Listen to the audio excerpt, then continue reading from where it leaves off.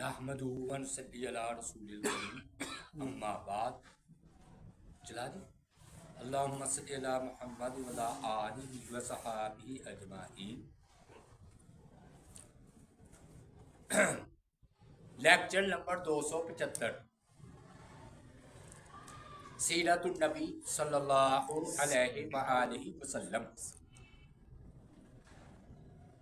بنو اسد کا وفد ہم ذکر یہ کر رہے ہیں کہ آپ صلی اللہ علیہ وآلہ وسلم کے پاس مختلف گروہ افراد لوگ آ رہے ہیں، اسلام قبول کر رہے ہیں۔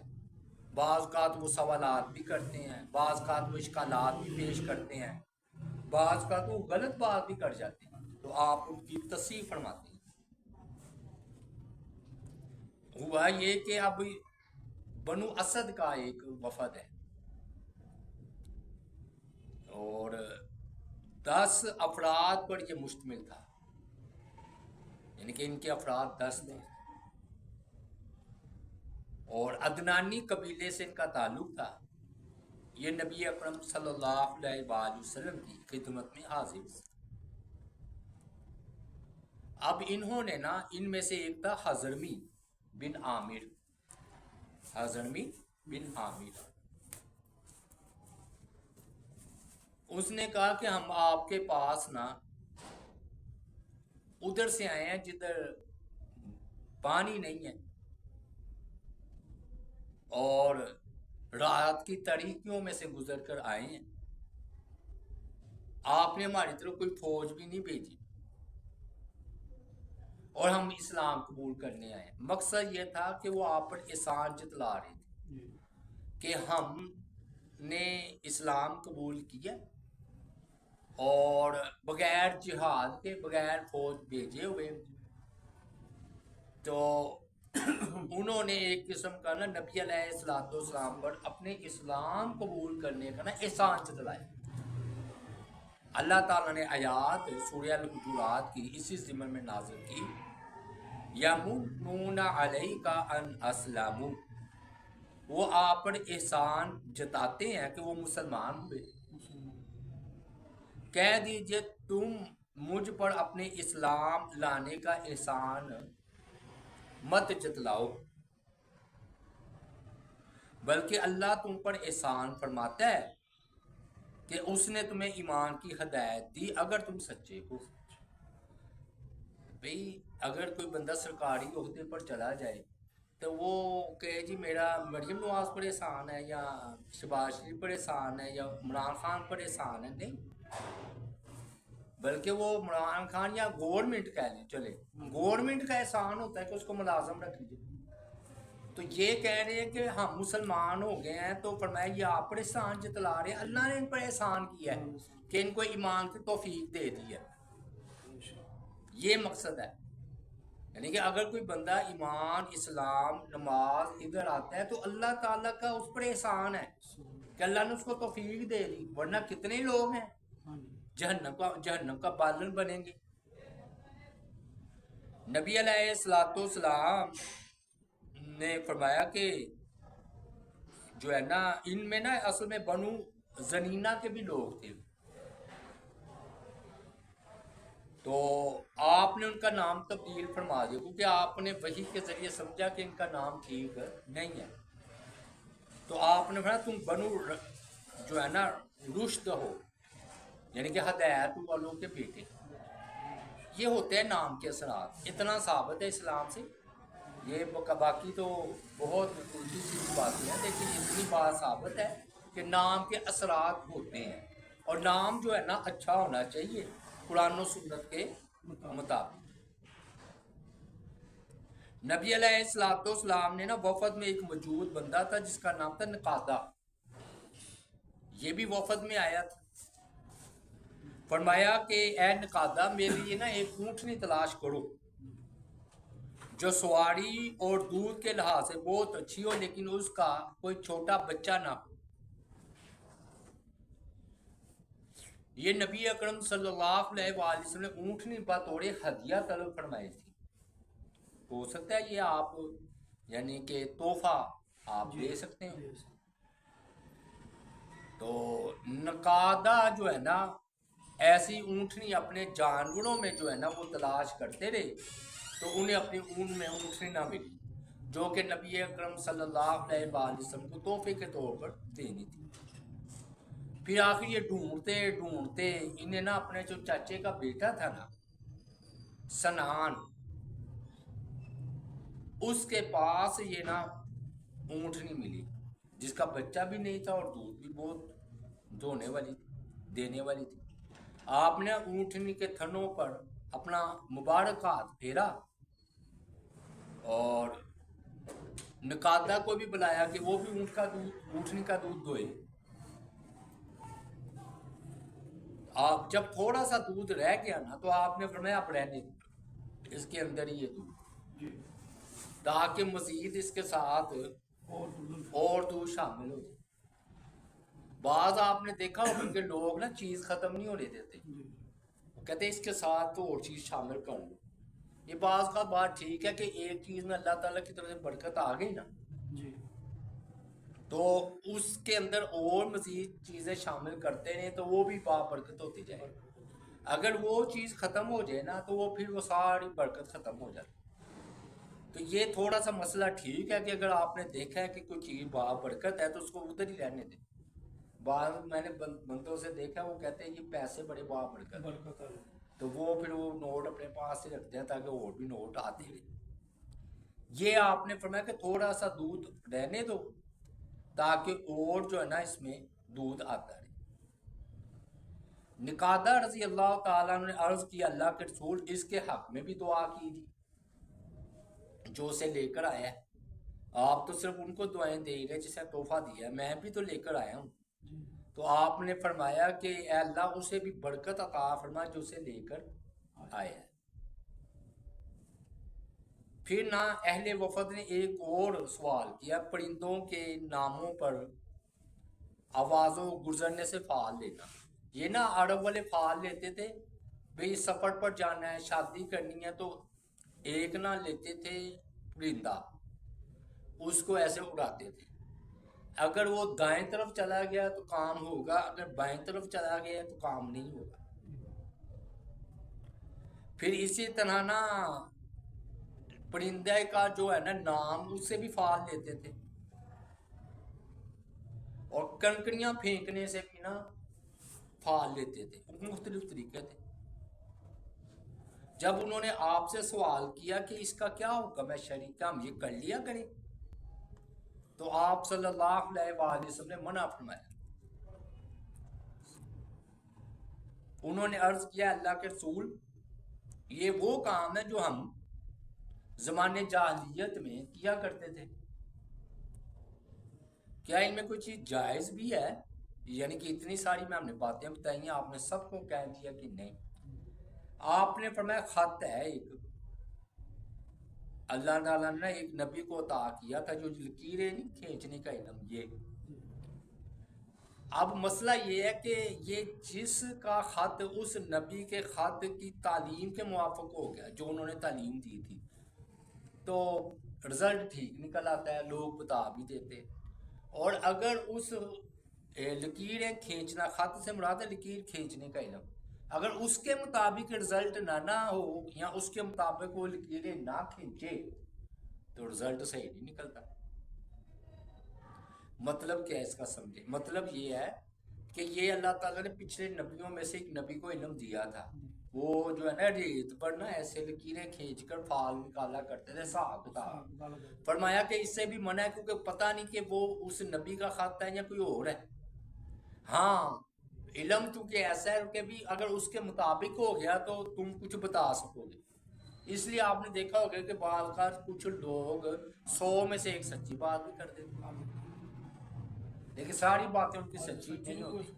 دوسری بات ہے اس کا رزلٹ کیا ہے؟ رزلٹ یہ ہے کہ دیکھیے بعض نا چیزیں اللہ تعالیٰ نے دیکھا نا کہ اس کا نقصان زیادہ ہے اور اس کا نفع کم ہے تو وہ حرام کے درجے میں ہو جاتی ہے، جیسے جوا اور شراب۔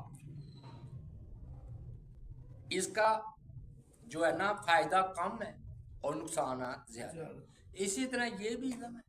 اگر اس کا ایک دو مرتبہ صحیح بات بتا بھی دے تو کتنے شیاطین پیچھے لگ جاتے.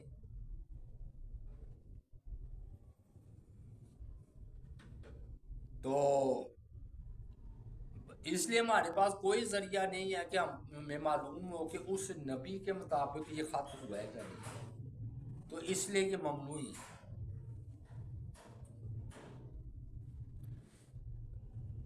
اور یہ پتہ چل جاتا ہے. وہ جو ہرکل نے دیکھا تھا ستاروں کی طرف اور کہا تھا وہ نبی ظاہر ہو چکے ہیں، اور فرعون کو نجومیہ نے تو بتایا تھا کہ تیری حکومت میں ایک ایسا بچہ پیدا ہوگا جو تیری حکومت کو نقصان پہنچائے گا. پتہ چل جاتا ہے. لیکن اس کے نقصانات زیادہ ہیں، شیاطین و فلاں فلاں، اور بندہ جو ہے نا اسی چکروں میں وہ اپنی زندگی گزار لیتا ہے. 9 ہجری میں نا ایک اور وفد ہے، وفد بنی فزارہ. جب نبی اکرم صلی اللہ علیہ وآلہ وسلم غزوہ تبوک سے واپس تشریف لائے ہیں نا، تو یہ بنو فزارہ کا وفد آیا جو 10-15 آدمیوں پر مشتمل تھا، جن میں سے خارجہ تھے اور حارث ان میں سب سے چھوٹے تھے. تو یہ نا دبلی پتلی کمزور سواریوں پر آئے تھے. انہوں نے اسلام قبول کیا. آپ نے ان کے علاقوں کے بارے میں دریافت کیا کہ تمہارے علاقے کیسے ہیں. انہوں نے کہا جی قحط سالی ہے، پانی پونی ادھر کوئی نہیں ہے، ہمارے مویشی ہلاک ہو رہے ہیں، ہمارے باغات خشک ہو چکے ہیں، اہل و عیال بھوکے ہیں، آپ ہمارے لیے اللہ تعالیٰ سے دعا فرمائیے. نبی اکرم صلی اللہ علیہ وسلم ممبر پر چڑھے، ان کے لیے دعا فرمائی کہ اے اللہ اپنے ملک اور چپایوں کو سیراب کر دے، اپنی رحمت پھیلا دے اور ویران شہر کو پھر سے آباد کر دے. اے اللہ میں عام بارش سے سیراب کر دے جو خوشگوار اور خوشحالی لانے والی ہو، فضاں کو ڈانک لینے والی، وسیع علاقے میں برسنے والی، جلدی آنے والی، دیر نہ کرنے والی، نفع مند اور نقصان نہ دینے والی ہو. اور اے اللہ یہ سیرابی باعث رحمت ہو، عذاب والی، ڈانے والی، غرق کرنے والی اور مٹا دینے والی نہ ہو.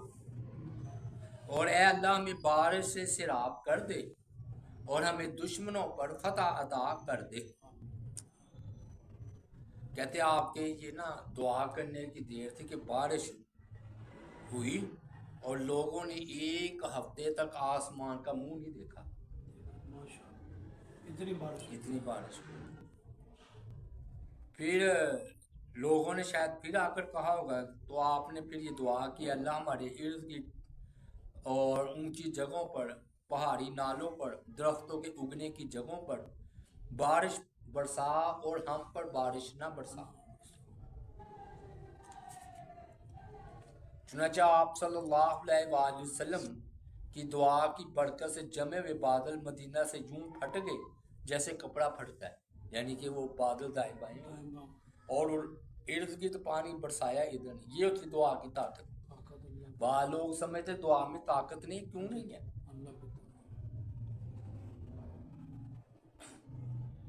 جب سائل نے کہا قحط سالی اتنی بڑھ گئی ہے کہ باغات تباہ اور مال مویشی ہلاک ہو رہے ہیں، تو آپ ہمارے لیے اپنے رب سے دعا کیجئے کہ وہ ہمیں رحمت کی بارش عطا فرمائے. اور ایک نہ وہی بات آئی نا، غلط باتیں بھی کر جاتے تھے.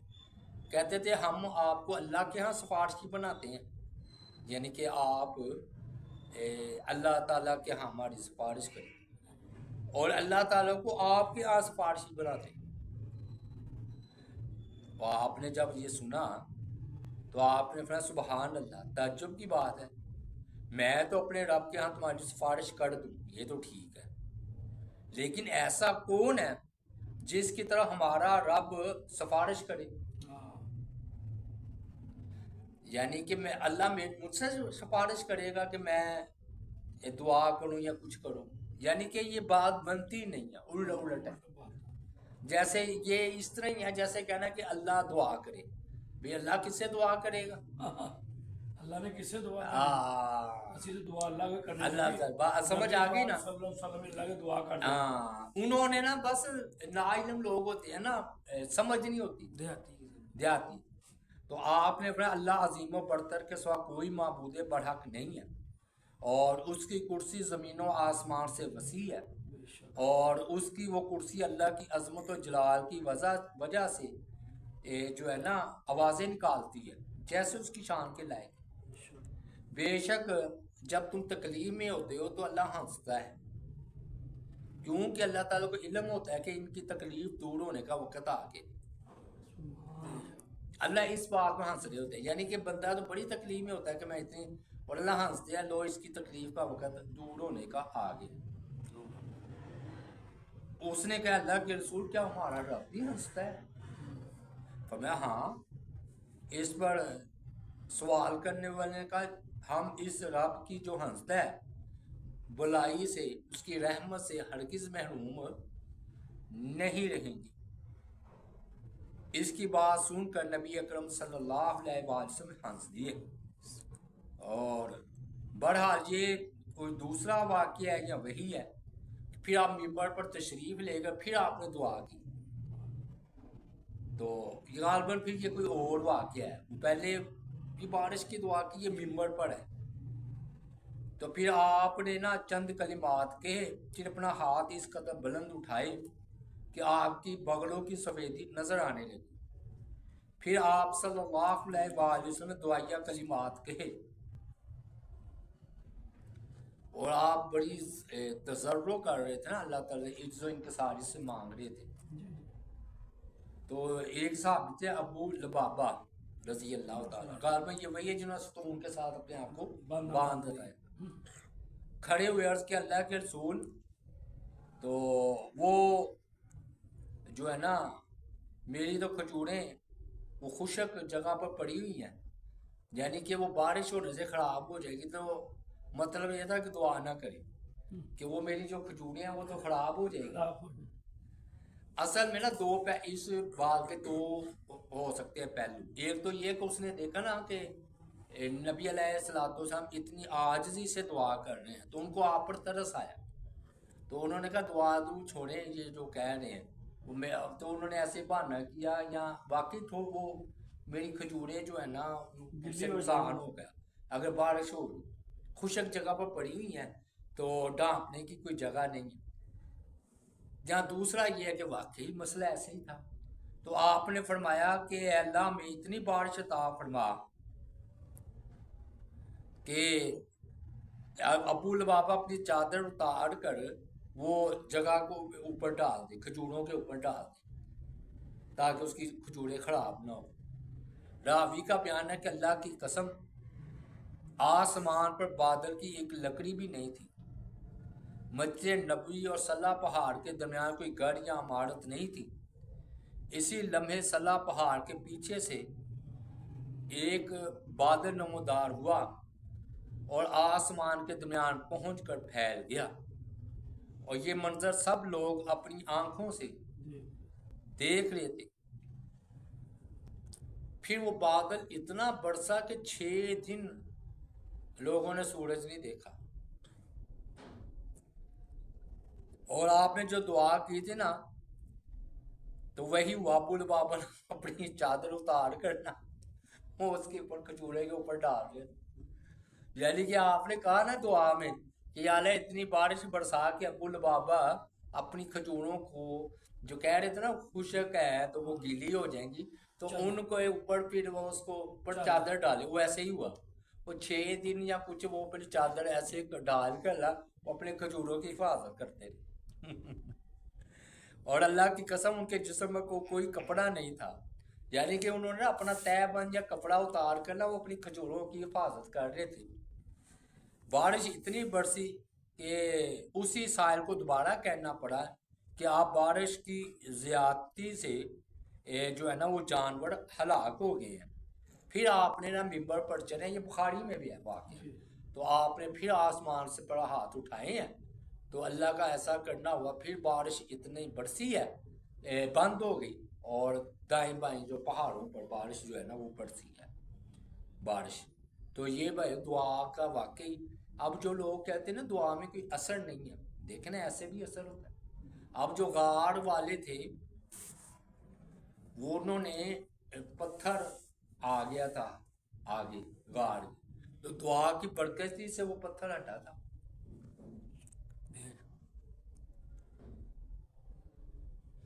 تو پھر نا ایک اور وفد ہے، یہ بنو عبس کا وفد ہے، اس کے 9 افراد آپ کی خدمت میں حاضر ہوئے، اور یہ پہل جو ہے نا ہجرت کرنے والوں میں سے تھے۔ یہ سب مسلمان ہو گئے۔ آپ صلی اللہ علیہ وآلہ وسلم نے ان کے حق میں دعائے خیر کی، اور آپ نے اتنی ان کی تعریف فرمائی کہ اگر فرمایا تم 9 ہو تو 10واں تم مجھے اپنے اندر شمار کرو، یعنی کہ ایسا میں تمہارے لیے ایک جھنڈا باندھ دیتا ہوں۔ تو ایک روایت میں یوں ہے کہ جب نبی اکرم صلی اللہ علیہ وآلہ وسلم کو علم ہوا کہ قریشی قافلہ شام سے لوٹ کر واپس آ رہا ہے، تو آپ نے نا بنو عبس اسی وفد کو نا دستہ جھنڈا دے کر بھیجا ہے۔ تو انہوں نے عرض کیا اللہ کے رسول صلی اللہ علیہ وآلہ وسلم ہم جا رہے ہیں، اگر اللہ نے فتح دی اور مال غنیمت ہمیں مل گیا تو اس کی تقسیم ہم کیسے کریں؟ فرمایا کہ تمہارا 10واں میں ہوں، یعنی کہ تم اگر 9 افراد ہو یا 10، 9 افراد میں وہ مال غنیمت تقسیم کر کے تو ایک حصہ میرے لیے نکال دینا 10واں، یہ مطلب تھا۔ تو ویسے میں نے آپ کو بتایا ہوا ہے کہ نبی علیہ الصلوۃ والسلام کے لیے 5واں حصہ یہ آپ کے لیے مختص تھا، تاکہ آپ اپنی بیوی بچوں گھر والوں کے لیے اہتمام کر سکیں۔ تو اس طرح ایک اور روایت میں کہ یہ 3 افراد تھے آپ کی خدمت میں حاضر ہوئے اور عرض کی ہمیں ہمارے پورا حضرات نے آ کر بتایا کہ اس شخص کا کوئی اسلام نہیں جس نے ہجرت نہ کی ہو۔ اصل میں نا ہجرت کرنا پہلے فرض تھا، جیسا نماز روزہ فرض ہے نا، اسی طرح ابتدا میں مکہ سے مدینہ آنا بھی فرض تھا۔ اگر کوئی مکہ سے مدینہ نہیں آتا تو اس کو مسلمان ہی سمجھا ہے، ہو گیا اچھا ٹھیک ہے، وہ کوئی بات۔ وہ پھر یہ ہوا کہ آخری بات ہم کر لیتے، وہ ہوا یہ کہ انہوں نے کہا اگر یہ ہجرت اتنی فرض ہے تو ٹھیک ہے، ہم اپنے مال مویشی بیچ دیتے ہیں اور ہجرت کر لیتے ہیں، لیکن وہ مویشیوں کے علاوہ ہمارا کوئی ذریعہ معاش نہیں ہے۔ تو نبی اکرم صلی اللہ علیہ وآلہ وسلم نے فرمایا یہ بات نہیں ہے، تم جہاں بھی رہو اللہ تعالیٰ سے ڈرتے رہو، تمہارے اعمال میں کوئی کمی نہیں کی جائے گی۔ مطلب یہ ہے کہ اگر تمہارا اتنی مجبوری ہے کہ اگر تم ادھر سے آؤ تمہارا کاروبار متاثر ہوتا ہے تو تم ادھر ہی رہو، اور لیکن شرط یہ ہے کہ جہاں بھی ہو اللہ سے ڈرتے رہو۔ یہ بڑی اچھی بات ہے، آپ نے بڑی قیمتی بات کہی ہے۔ دیکھیں نا بعض لوگ ادھر ٹھیک ہوتے ہیں، جب باہر کے ملک جاتے ہیں نا یورپ امریکہ تو ان کو ادھر کی بھی ہوا لگ جاتی ہے، اور بعض کا تو وہ کسی اور ہی ڈین کے پیچھے لگ کے تو اس سے شادی کر لیتے، اور وہ پھر اپنی اولاد کا نہیں دیکھتے کہ بھی اولاد کی آگے جو ہوگی ان کی تربیت کیسی ہوگی۔ جائز تو ہے، ہم منع نہیں کرتے یہودن اور عیسائی سے شادی کرنا، لیکن مسئلہ یہ بھی تو ہے نا کہ اگر بچوں کی تربیت کا کیا بنے گا، بہرحال پھر وہ بندہ اس جیسا نہیں رہتا پردیس میں۔ تو اس لیے آپ نے فرمایا کہ جہاں بھی ہو اللہ تعالیٰ سے ڈرتے۔ تو لو جی اللہ تعالیٰ سے دعا ہے، شام کو قافلہ آیا انہوں نے، ہاں وہ آپ نے پھر ان کو 10واں حصہ دیا ہوگا نا، آپس میں تقسیم کر لیا نا انہوں نے۔ نہیں میں کو انہوں نے مل گیا قافلہ، ہاں انہوں نے ادھر نہیں بتایا